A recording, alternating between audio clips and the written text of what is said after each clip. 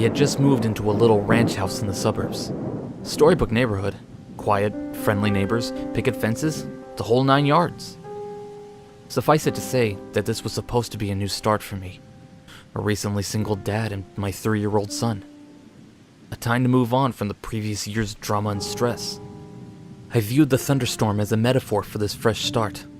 One last show of theatrics before the dirt and grime of the past would be washed away. My son loved it anyway, even with the power out.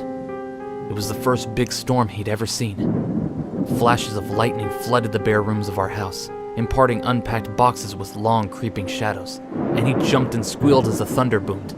It was well past his bedtime before he'd finally settled down enough to go to sleep. The next morning, I found him awake in bed, smiling. "I watched the lightning at my window," he proudly announced. A few mornings later, he told me the same thing. "You're silly," I said. "It didn't storm last night. You were only dreaming." "Oh." He seemed somewhat disheartened. I ruffled his hair and told him not to worry. There should be another storm soon. Then it became a pattern. He would tell me he watched the lightning outside his window at least twice a week, despite there being no storms. Reoccurring dreams of that first memorable thunderstorm, I figured. It's easy to hate myself in hindsight. Everybody assures me there's nothing I could have done. No way I could have known. But I'm supposed to be the guardian of my child.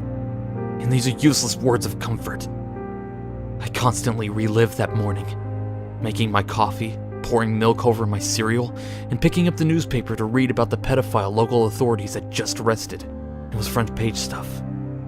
Apparently, this guy would select a young target, usually a boy, stake out their house for a while, and take flash photos of them through their window while they slept. Sometimes, he did more.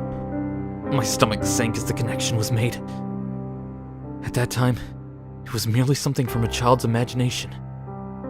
In retrospect, it's the scariest thing I've ever heard. About a week before the predator was caught, my son came up to me in pajamas.